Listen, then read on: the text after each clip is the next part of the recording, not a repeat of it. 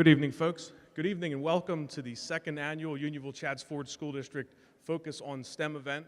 It's always great to see so many families, students, and future students come out and take an interest in the STEM opportunities that lie ahead for you.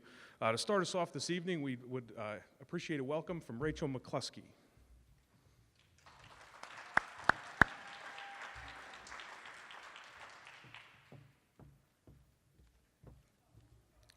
Good evening and welcome everyone to STEM Night.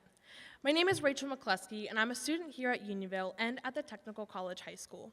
I have the amazing opportunity to spend half my day at a vocational school learning and building my skills to prepare myself to do what I want for the rest of my life. Now, most people wouldn't think of Culinary Arts as a STEM program. It's not as obvious as, say, like a robotics or a computer science program. However, science, technology, engineering, and math are all essential to the food service field. Being in a STEM program allows me to be innovative and creative by using my knowledge of chemistry and a balanced recipe to create something out of the box. It also allows me to make a difference not only in the vast STEM community, but in other students and possibly give them the confidence that a program like this gave me. I found that I thrive in an environment that allows me to use my hands and problem solve. STEM gave me a way to find something that I love and not be ashamed, as many students shy away from programs like the ones demonstrated here tonight because there is a stigma that they are too difficult or only made for a certain group of people.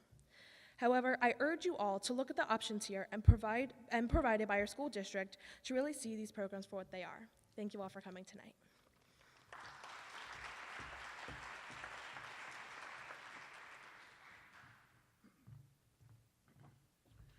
Thank you very much, Rachel. And now we'd like to take just a minute to go through some introductions. My name is Mike Berkeihiser, and I'm proudly here representing the high school Department of Technology and Engineering Education. I have the pleasure of teaching a lot of engineering and architectural computer-aided drawing courses, electronics, engineering survey, as well as a project Lead the Way, college-level sequence of engineering courses, which we'll talk about here in a little bit. If the panelists could please, if we could go down the line, and each of you give us your name, and a little bit about yourself, especially as it relates to the STEM field and our evening here tonight. Kaelyn, would you mind starting us off? Very key. Hello, my name is Katelyn Gaza, and I'm a senior here at Unionville High School. I'm also the team captain of the Flaming Phoenixes, one of the robotics clubs in the school district. I've also gotten the chance to take courses like AP Chemistry, AP Physics, AP Calculus, and Independent Study Organic Chemistry, so if any of you have questions about robotics or about STEM courses at the school and want a student's input, please feel free to approach and ask. My name is Vinay Abbaraju. I work in an aerospace company. I have about 20 years of experience in engineering. I think looking forward to all the questions that you guys have and the panel has. Thanks. I'm Janice Aspen. I am a STEM teacher at TCHS Penix Bridge. I kind of do a lot of things there, but my main job is to go into 5 different programs where I introduce STEM and I marry it to the practical side, and I try to link up what students have learned at their setting schools versus what we can do with our hands-on at our school. And I also help a lot of teachers hesitant to go into anything digital in their second careers and help them out to connect to their students a little bit better. I can't wait to listen to your questions about the gender gap. Please ask. My name is Diane Schaefer. I am a science teacher here at the high school. I have teaching certifications in biology and chemistry, so I have taught those more traditional biology, chemistry type science courses, but most of my day now is taken up by teaching forensic science. So again, I look forward to answering questions and discussing how STEM education is looking at our high school. Thank you. Hi, I'm Bob Leopold, chemical engineer by education, but I recently retired from a job in health economics, and I did a lot of different things in between, everything from very traditional chemical engineering kinds of assignments to mathematical modeling of diseases to work in pharmaceutical consulting. So I have quite a broad background, and be very interested in any questions you have about career paths, and look forward to having a discussion with you about that this evening. Awesome. Thank you all very much, and thank you so much for taking the time out of your schedules to come out and share your expertise with our teachers and with the group here. We certainly do appreciate that. For the structure for this evening, we're going to go down through a list of questions guided kind of to our panelists here to speak directly to their individual areas of expertise. Once that's over, we'll open up the floor for anyone in from the crowd that would like to ask any questions of the group. And then we'll have about an hour of breakout sessions around this general area of the high school, which I'll go into at that time, for you to go and meet individually and see some demonstrations that have been set up by our panelists and quite a number of our high school students who are here tonight showing off what they do in class. So to start us off, the first question I would direct to specifically to Mrs. Schaefer and Janice Aspen, but anyone would be welcome to chime in. What does STEM education look like in the K-12 education today? And when we talk about STEM education in schools, what exactly is going on? So like I said, I teach a lot of forensic science at the high school, so that's where my experience is. One thing that's really unique about the forensic science course that we teach here is that students are using their science knowledge that they've learned in classes that are traditionally taught as separate disciplines. So a student would have a biology course where they learn, biology concepts, and a chemistry course and a physics course. But forensic science pulls from really all areas of science, and we use those areas together in order to solve crimes. We also look at a lot of what students learn in their math courses and use their math knowledge, again, applying it to solve crimes. So in a biology class, you might learn about DNA and DNA structure and Watson and Crick and all those interesting facts. But when you're in a forensic science class, we're looking at how is DNA used to link a victim or suspect. How is that molecule linked to an individual person? We'll look at statistics in conjunction with that DNA evidence. How do we know that that particular DNA profile comes from just one person? We'll look at things like what they learn in chemistry. They talk about molecular structures and chemical reactions. So we'll talk about things like drug evidence and how the structure of those different drugs or chemicals can be used to identify what kind of evidence you have at a crime scene. We'll talk about probabilities, how common are particular pieces of evidence. What is the chance that someone could have, a type A blood and brown hair and also have like a loop pattern fingerprint? So we take those separated areas of science and math and we use them all together for, the common focus of trying to determine what happened at a crime scene. We also see a lot of students working together in groups to problem solve. So that's how I would summarize, most of the days, if you come into my classroom, that's what you would see is students at lab tables. A lot of what we do in class starts with a scenario. So I might tell them, unidentified human remains have been found, and please tell me who it is, or how they died, or when they died. I'm ready to come into class. I would like to argue that tech schools, I'm going to put a shameless plug in right here, so be warned. We're STEM cool before STEM became a thing. I'm going to give you just one example that I'm most familiar with because I'm in our engine programs most frequently. At least 50% of my time is spent in our engine and HVAC programs. For example, if we have a customer car that comes in, we need to diagnose a problem. For our first year students, we might take a car and kind of move, maybe we'll take an air sensor out, maybe we'll take something that's with a computer. Students will have to go find the problem either with a scan tool or start the engine and identify the problem, collaborate. They'll have to look at digital resources like all data and figure out what's going on. A lot of times students get frustrated, and that's a big part of STEM. It's about collaboration, cooperation, what you spoke about. and using more than one of the STEM. It's not teaching in a silo anymore with true 21st century education. It's really exciting because it's not a list of things to do. It's not a check-off box. STEM education now, especially in a tech school, it's like the whole day goes by and you don't even know that you're learning, and students don't even know that they're learning, and students come away with a sense of pride and without any kind of grade pressure. It's like, we have a problem to solve and we're going to solve it together. So it's more collaboration and cooperation than competition. That said, I really enjoy when students go beyond and just say, you know what, we studied the engine, we talked about boring out cylinders, but what about the fuel-air ratio? How would this come into play? And that's where the STEM really gets to where it's supposed to go, where you might marry something that's a chemistry, the old chemistry with the fuel-air ratio versus physics, which is, the piston that needs to come off a crankshaft.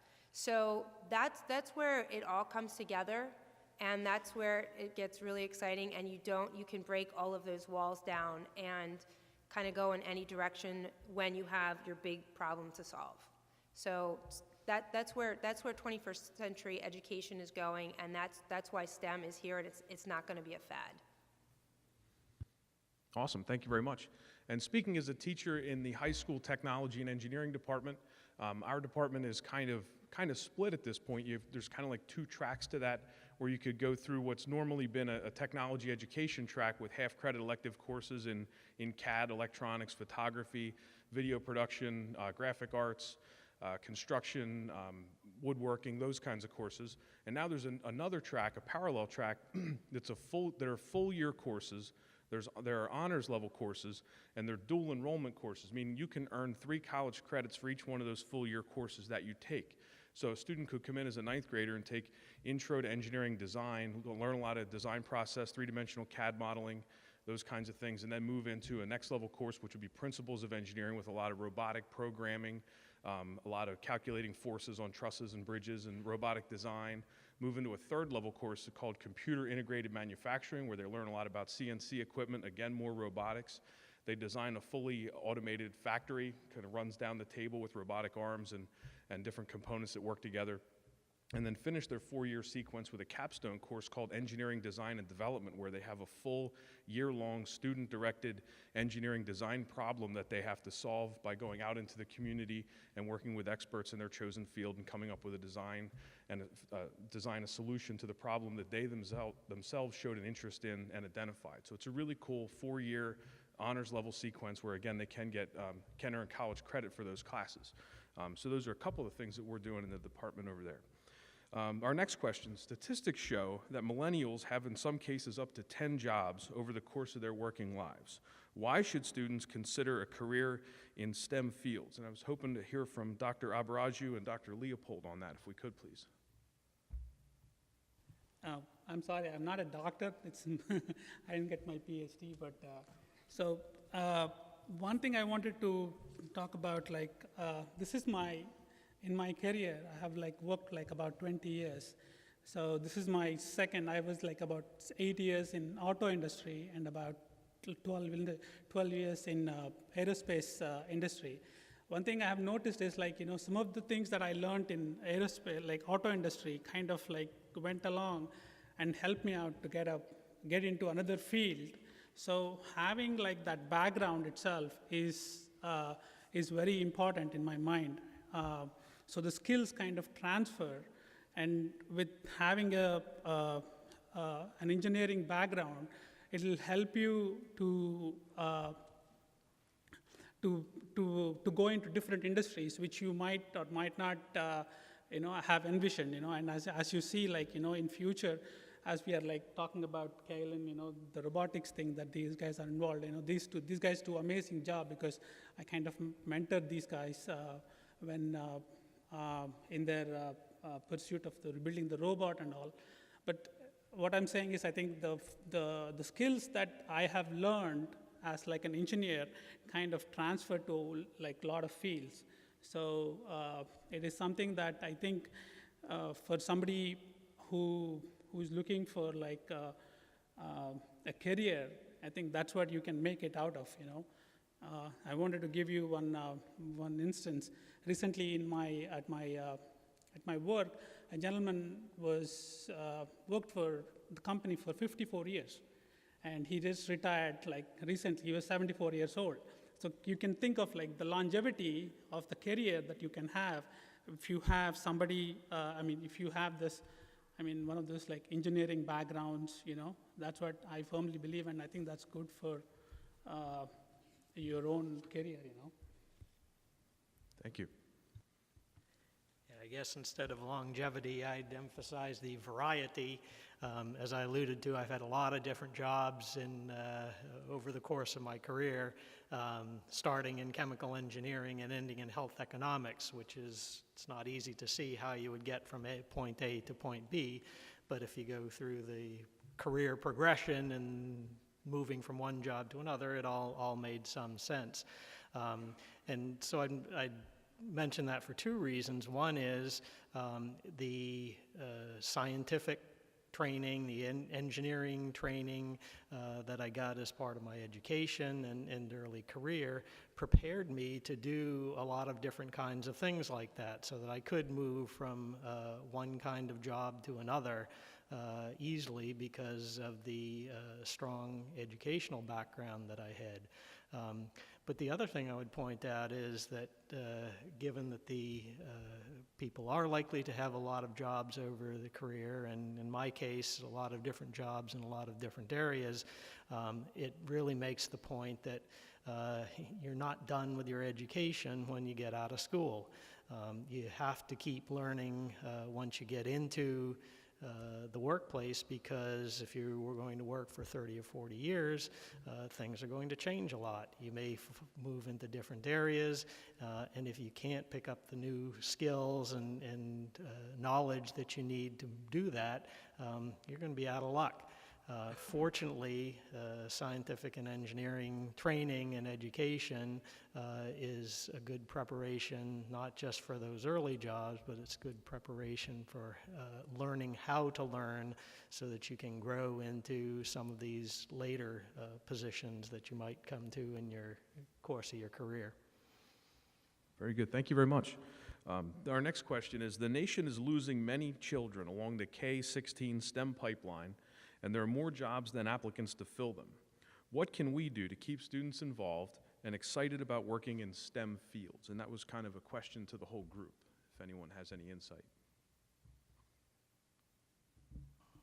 I'd say one thing that I think is very important is the kind of practical application and integration that was alluded to in the context of forensic sciences.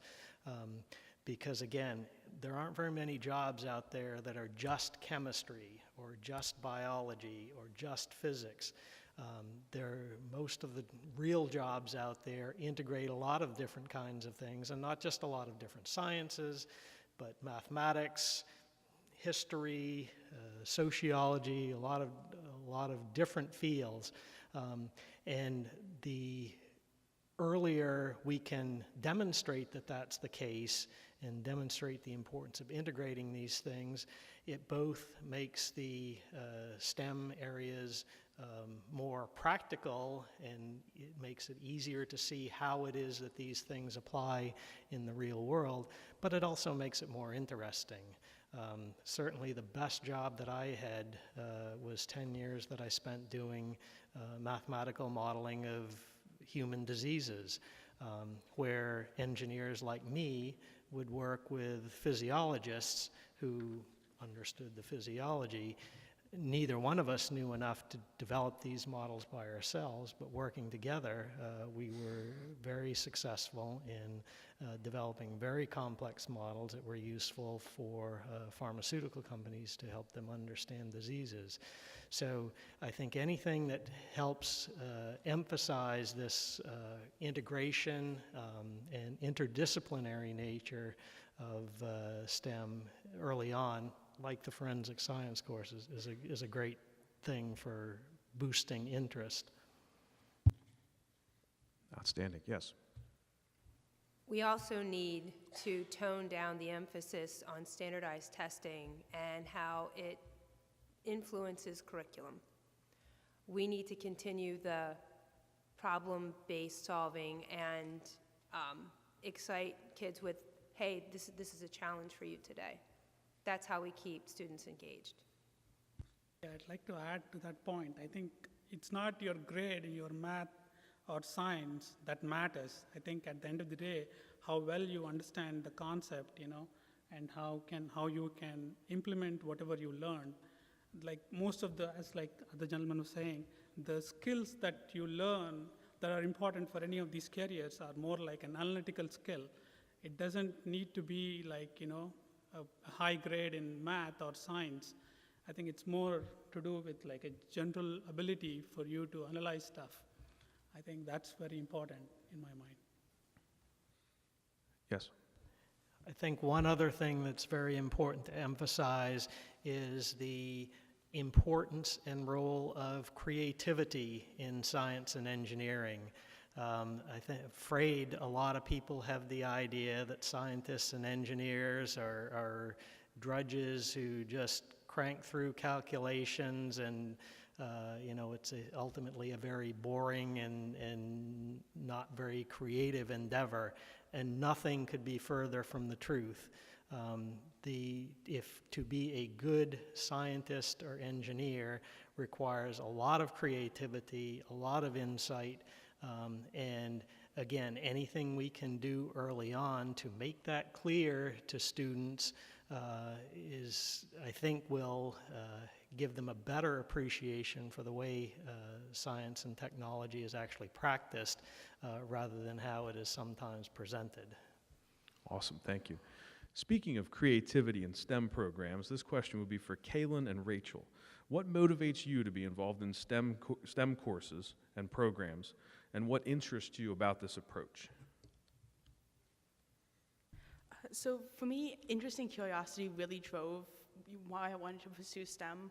Growing up, both of my parents were lawyers, and that track seemed fun. It was cool, but I wanted to see what else was out there, and going into STEM fields, it was a fascinating way to look at the world in a different light.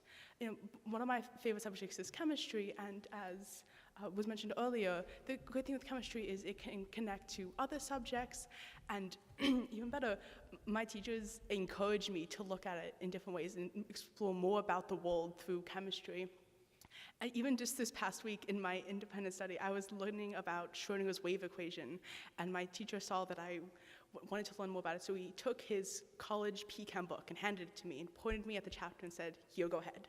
And I spent the whole class period just learning as much as I could about it. It was incredible. I would like to touch on what Ms. Aspen said about not really knowing that you're learning about STEM, because I feel like in my program, which is Culinary Arts, it's not an obvious program that would be involved with STEM. And it actually took me about 2 years to realize that I was learning as much as I was about science and math, and especially technology and engineering. And the one example that I always use is in the culinary field. Think about when you go to Starbucks and you get one of the pastries, like say a chocolate croissant. They are made, then frozen, then reheated again, and you have to make sure that they taste good. And I think that's the main part of the technology and the science behind everything, is making sure that something can taste good while being safely transported through all these different steps. And I think that like I said, you don't really know that you're learning, especially at TCHS. I feel like I go and I cook something, or I work in the restaurant for 2.5 hours in the day, and it's just, for me, it's fun. And for me, it's what I love to do and what I want to do for the rest of my life. So I don't think it's something that you have to force into people, and I think it's just something that comes naturally. And with that, the good thing going into STEM fields is if you don't have any background information, that's totally okay. I know going to robotics, it took me probably 3 months to learn what an Allen wrench was. It was a little sad, that's not common, I swear. And even going into chemistry or going to physics, it all builds, but it's weird because the introductory courses really help teach you those basics, and the teachers are wonderful at making sure you really understand the information as you go along. This is my second year of having the pleasure of being involved in this panel, and for the second year in a row, you two continue to inspire me with your enthusiasm and your dedication. It really is exciting to see how much you enjoy the courses that you take, which leads me to another question. What about the gender gap in certain STEM fields, and what can we do to encourage more women to work in STEM fields? Let's start with our two young ladies here, and then we'll move across the panel. All right, so I think the main thing about the gender gap is the stigma, not only about in STEM fields, but about women in STEM fields. And that's one thing that I've really seen, that stigma being broken at TCHS. We actually have one of my friends, Jessa, is the only girl in the HVAC program, and she's absolutely amazing. And I think that it's mainly showing like girls at a young age and women that it's okay to be interested in something that's a masculine-dominated field. It doesn't mean it's a masculine field, it just means that it's dominated by them. And I think we really need to break that barrier and think about and just show girls that it's okay to be interested in something that maybe someone else isn't. And I think that's the main thing right now in our society and media in 2017 still, that we are teenagers are so conscientious about what other people think. And I think that's one thing that we really need to think about is like, I have gotten to this part where I love to cook and I love science. Forensics is one of my favorite classes that I'm taking this year, and I'm just have to stop being afraid and just really speak up and just say like, yes, I'm a woman, but I'm also a person who loves what I do. Awesome, thank you. And going on with that, one way to really show that women can be something that they should be in STEM is showing figures, like some of the people we see up here, who are females, who are eloquent and fun and funny, and who love what they do, to show that it's normal and it's fun, and you're not going to be stuck in that dull, drab cubicle doing calculus for the rest of your life. I work with a lot of women at my workplace, and they are amazing. I mean, they are like much better than our, I think they have the ability to sit and do stuff. It's like I think they have very lot of patience, and some of the things that and our vice president is a woman, and there are like lot of engineers within our organization. Of course, it is not the percentage itself is definitely lower. That really bothers me too, but I think it is something that with lot of examples, I think I can see that a lot of women engineers coming up in future. At TCHS, this is something that I address every single day. I am mostly in the D wing, which are our traditionally male-dominated programs.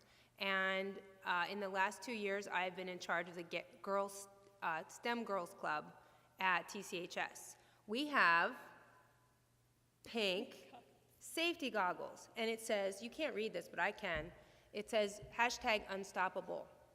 This is a symbol that I wear every single day to school to show that I am supportive, and I'm one of the women who is embedded in the traditionally male-dominated programs. We call them non-trad at our school. And we used to have 2 girls in auto service, and now we have 7. We are growing. I would like to think that I am influencing that. We take trips with just the STEM girls. We talk about like what it's like to be the only girl like Jessa in HVAC. She likes to come to STEM girls and she just hang out. Sometimes she doesn't want to talk about anything specific, but just hanging out and talking about whatever's going on in her program and that sort of thing. And just having pink safety glasses. Sometimes we get called the pink posse, which I think is pretty cool. But it's something that needs to be addressed. It's out there. There's girls who don't go into computer science. We have only 3 in computer science, and that needs to change. It starts with you, parents.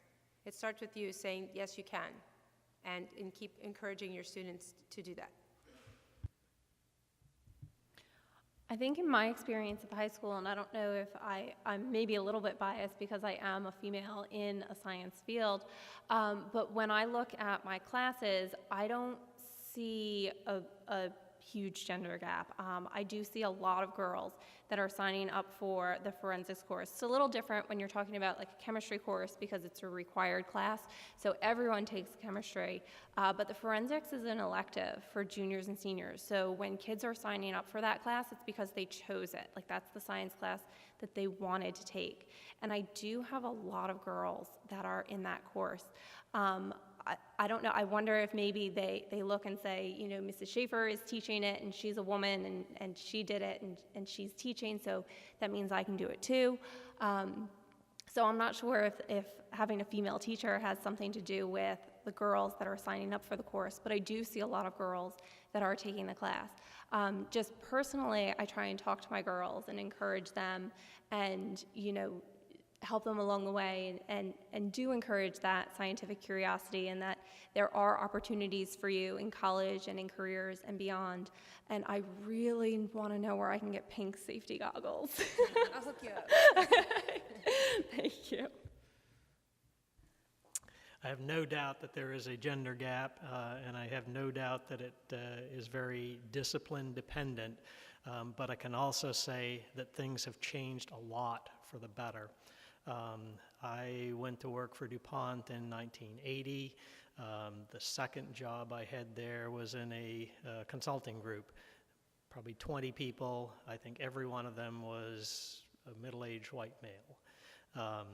And I was part of a program where, at least up until some time before I joined, you know, you could go back and find just documents that talked about the X number of men in the program.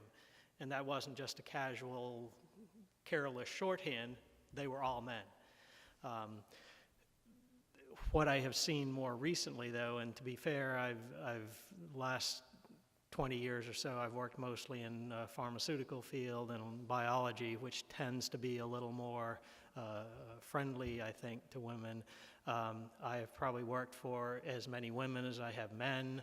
I have seen very little overt and, at least to my eyes, even subtle sexism. It hasn't seemed to be a huge problem. Now, I'm probably the wrong person to be asking about that, but I will say that in the ranks of the people that I have worked with in the last 15 or 20 years, that seems to be a lot less of a problem than it used to be, so there may be some cause for hope there. Thank you. And speaking specifically for the high school technology and engineering program, for instance, in our Project Lead the Way program, we get, it's right around 30% of that course is female, and the girls are awesome. I mean, just, you know, almost without exception, like when you go down there now and you look at who our student volunteers are, it's mostly the girls who took an interest, dedicated themselves, stepped up, volunteered, and have something really impressive to show you that they're proud of working on in class. They're hugely successful, they're incredibly motivated. So really all we need to do is get them in the door and you know, convince them that it's the right thing to do to get to start, and they just run with it once they're there, and they're really a pleasure to have in class. So thank you all. What are the most important skills needed to be a successful in a STEM class at the high school for our students and our teachers? Yeah. Without a doubt, collaboration and cooperation. If you don't have those things and the curiosity to go out there and solve problems and be independent and motivated, you're lost. If the one thing that really gets me, and if a student comes up to me and says, Mrs. Aspen, what do I need to do to get an A? Nothing sets me off like that, because that is not showing that you are willing to be collaborative and cooperative. Both of our engineer, recently retired, congratulations. You probably cannot do what you do alone. You can't know everything, because engineering, every science, every technology field is so huge. You can't do it without getting any other kind of knowledge. I mean, Google will only take you so far. And if you can have someone think out loud with you, the possibilities are endless. I was going to wholeheartedly agree. For me, an attitude and a work ethic is way more important than a test grade. Students need to be willing to collaborate with their classmates. They have to be willing to accept a challenge. They have to be willing to struggle and work through something that's frustrating. We've already talked about how, there's a lot of studies that are showing that people will switch jobs multiple times, that they'll have many careers. Not every student that sits in front of me is going to be a forensic scientist. So, I'm teaching them about forensic science, but that's probably not the career that they're going to end up in. So what I really want them to take away from their education at Unionville is, do they know how to work with others? Do they know how to, design an experiment and communicate their results? Can they, be part of a team? Can they work through something when it gets hard? And I think for a lot of teenagers, that's difficult when they want to know what's on the test or how do I get an A. That's not really what the most important part, for me at least, is. Maybe our students can chime in. All right, so the one thing that I want to talk about was the work ethic and just being motivated. Like I said before, when I go into my culinary program, I don't even know I'm learning, and it just comes naturally to me, but it doesn't come naturally for most people. And I think that just being motivated, having that work ethic of just wanting to learn, not necessarily, like you said, Ms. Aspen and Ms. Schaefer, just wanting to get that A. I think and wanting to go into college and just needing that part of it. I think it's wanting to learn. I think it's just having that curiosity of what could happen next. And I think that's the one thing that I love about my forensic science class. I don't have Ms. Schaefer, I have Mr. Burgess. But I love about my forensic science class is that it's just one new thing after another, and you never know what's coming next. And I think that's really exciting, just the curiosity of it all. And I think that's really important for students. I completely agree. I've noticed as I progressed through my courses, when I got into those high-level AP courses, the kids that were taking those courses were the ones that actually really loved science. They were the ones that were willing to delve further in and not just try to get the A, but try to really understand it, because they knew it was going to help them. And I found those were the kids that really excelled in those courses, the ones that did go on Wikipedia, and looked up equations and understand how people got them, or the kids that saw something about electrons and wanted to learn how that helps with quarks, whatever they're doing. And it's great going from those classes. It's amazing, and it's always a shame to see the kids that don't like it, who think it's too hard, who don't think they're ever going to use it. And it kind of breaks my heart, because if you do like it, it is so much easier. You almost feel like you're not learning, and it's incredible. Yes. I was going to mention two qualities specifically. I just got preempted on the curiosity part. That is absolutely essential.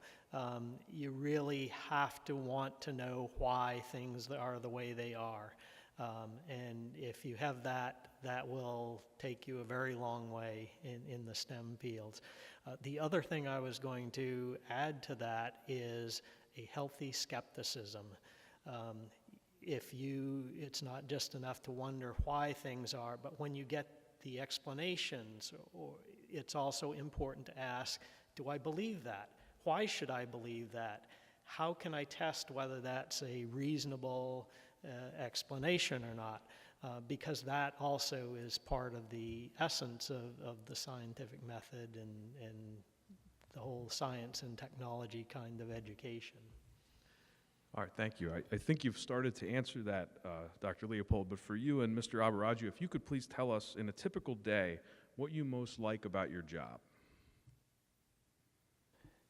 I think I can answer that, but I won't really answer the typical day thing because my typical day now is nothing. So I recently retired. But I will tell you what it is that had the question for the students earlier about why they were interested in STEM, but I can tell you why it is that I find the STEM, science and engineering, so interesting, and that is because it gives you a very good way to understand how the world works. And to me, that's, it's like magic. To be able to understand why things work the way they work is incredible. And again, I'll go back to the idea of developing mathematical models of human physiology and diseases. We would occasionally get in telling people about this, I would occasionally have somebody say, oh, but when you reduce life and life processes down to equations and computer models and things, it takes the magic out of that. And I found it to be exactly the opposite of that. The more I understood and the better I understood it, and the more I understood how complex and elegant and beautiful human physiology is, the more miraculous it was to me. So that kind of understanding increased the respect I have for, in this case, human physiology, but to me it's true of anything, even natural processes out in the world. To be able to understand how things work, again, to me is almost magic. Thank you. Yeah, I think for me, I work on an aircraft that's about 60 years old. So every day I go in, the goal for us is to fly that aircraft for the next 60 years. So we are designing parts today that we hope that it will fly for the next 60 years. Some of the things that we do, that's like really excites me that, we are like making these parts that are like, going to be living beyond my age, So it's like, it gives me a lot of satisfaction too. And one thing I wanted to piggyback on what the doctor was saying about the new stuff. So what I learned in my engineering are like the basic concepts, but the tools that we have today are like, they are like much better. And every time I go in and learn a new tool, it makes my product a little bit better. And that is the exciting part, I get to learn these new tools which are going to be useful in making the parts that we make, perform better, That's the whole motivation, and that's what keeps me, really excited about going to work every day. So. Thank you. And for Kaelyn and for, could you please tell us one exciting area in STEM field is robotics? What exciting and innovative things are happening with robotics with students today? Well, probably the most exciting thing is this increasing availability of technology and education in robotics, whether you're learning on your own and building your own parts, which I know some students here are doing, or you're part of a team like I am. There's amazing access to technology that there wasn't when, say, my dad was a kid. Growing up, he told me he built bridges with his team, and they would crush them. And while destruction is a lot of fun, we have these amazing new ways to build, whether it's through 3D printing or through the wood cutting that you guys do, the lasers, and it's incredible that we can, hop on a computer and make a part and print it. What's even more incredible is that more and more there are classes to teach this stuff, whether it's through teams like what I'm part of, or through the tech ed classes, or through classes over the summer at colleges, like places like Cornell have some. If I'm interested in robotics in particular, Kaelyn, where can I go right after this to learn more about that? Our stand, come take a look. We'll answer any question you have. A bunch of our students will be there. You can drive the robot, and we can let you know about opportunities now to get involved, later to get involved, anything you want to know. Awesome, thank you. And that concludes our list of formal questions for the group. Is there anyone here in the audience who has a question for any one of our panelists here this evening? Yes.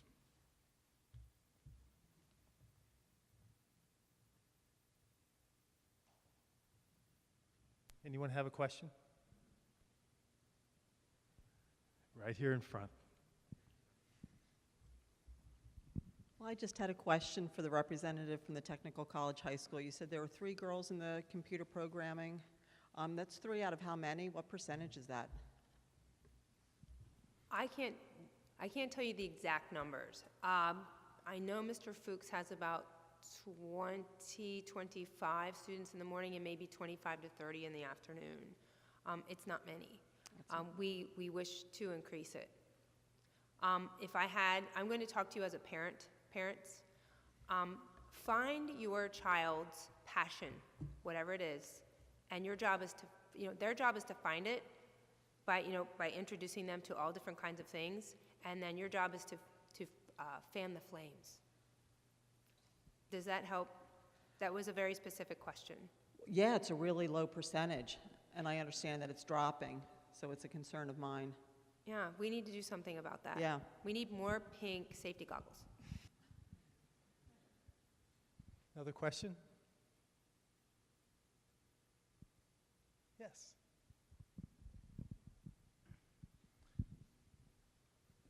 Thank you, firstly, to all the panelists. This is absolutely fabulous. I have no idea how we'll sleep tonight. I'm so excited. My question is this, made reference by several of you about where STEM comes alive is the interdisciplinary nature of the intersection of all various elements of STEM, and indeed that was the case in my career in life as someone who has worked through the STEM fields. My question, I suppose, is perhaps to the teachers, where do you see the light in the students really sort of catalyze? Where do they really get excited? At what point in their high school curriculum? And how, because of course, to get to that interdisciplinary intersection, there's a lot of foundational elements that need to go through, which is important in order to get there. How can we, as a district, move that sort of catalyst, that excitement down further into the lower levels of our school, in our grade levels, I guess? I'm going to give you a very specific example, and forgive me if this doesn't answer your very big question. I bought a 1991 Saab 900 convertible, and as a project car, didn't have an alternator in it, bought one on the internet, dropped it in, drove it home. The next week, school started. I drove it to school. There's all kinds of things wrong with it. The wiring needs done, the fuel, I figured out there was a stinky smell when we put it up on the lift, there's a fuel leak, and I just told our senior students, I said, fix it. What can we do to make this ready to pass inspection? And I've never seen them so focused, ever.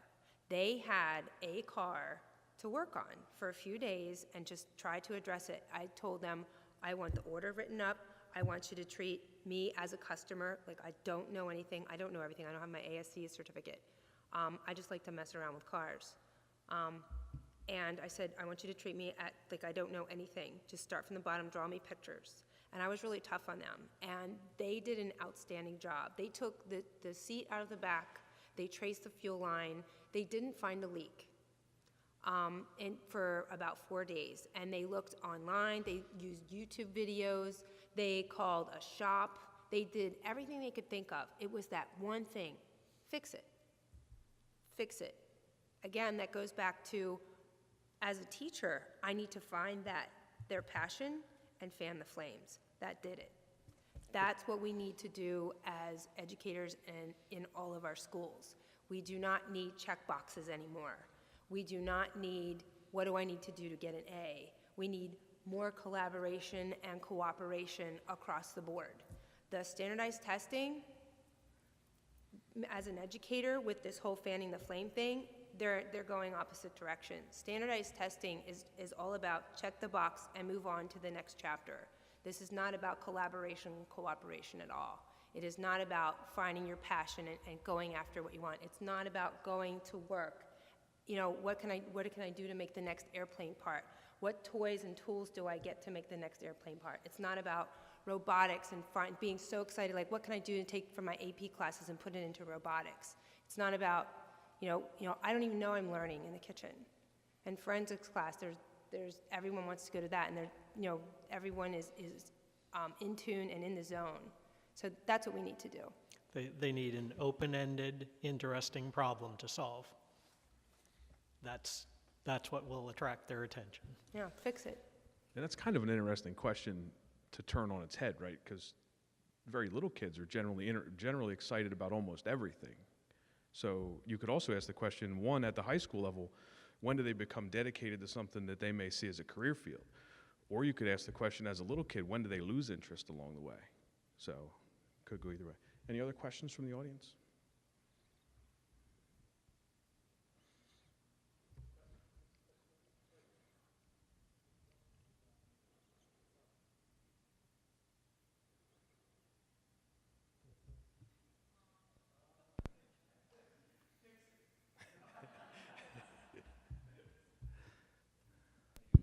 There we go. You fixed it. Thank you. Thank you. My question is for Rachel. I was just curious, as my eldest child is a middle school student, I'm curious to know when you started your interest in the culinary, and I'm not familiar again with the high school, so was this something that you were interested in middle school, or when does it start that you started going to the technical school and showed that interest? Well, my dad, who's actually sitting in the back, started to teach me how to cook when I was 4 years old. And that until at 4 years old, I'm very lucky to say from that point on, I knew exactly what I wanted to do with my life. Because it was Sunday mornings, I would wake up early to watch my dad cook in the kitchen. And one day he goes, "Help me chop an onion," and just showed me how to chop an onion. And that from then I was hooked. So I think up until that point, I was just very curious and I wanted to know more about the field. And it wasn't until about 8th grade that I even knew that that TCHS existed. And we had a presentation in the middle school in the auditorium. And I remember almost exactly what was said because I was just so fascinated. And I went home and I talked to my parents and I said, this is what I want to do. Unionville is the only school that goes to TCHS that allows freshmen to go. And I think that's fantastic because that shows the dedication that these kids want to learn something new and want to work with their hands, and I think it's just fantastic. Awesome, thank you. I think we had a question over in this section, Mr. Nolan.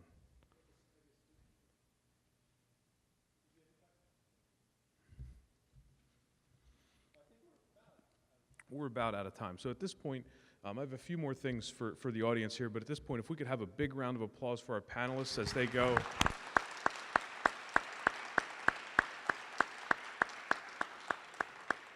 Thank you very much again for coming in and for taking the time and sharing your expertise with all of us. At this time, if you would please head on over to your breakout sessions, and I'll talk a little bit about with the group about how to find you at those places. So again, thank you very much. Again, thank you for coming. We're about to conclude the formal portion of our evening, but you should have received at some point on the way in a map of some of the breakout sessions. So we would strongly encourage you to, as you leave the auditorium here, on the left-hand side, you'll find the Technical College High School. We'll have a display there for you. Across the hall in the library will be a presentation on, or a session on aerospace engineering from Mr. Abbaraju. On down the hall, if you turn right and go to the far library classroom, there's a session on coding from Mr. Manser, one of the high school teachers. Kaelyn and her team will be directly down the hall, the Flaming Phoenix Robotics team, if you want to catch them. Down the hall to the left is where my room is. I'd love to talk to you about some of our 3D printing projects. I have some students in there with the 3D printers running, the laser cutter. They can show you the CNC router. We can talk about the Project Lead the Way honors level curriculum. Mrs. Schaefer's also down on the left, going over forensics. Mr. Ortega is down the hall on the left as well, talking about the drones that we have here at the high school and aerial photography and that kind of thing.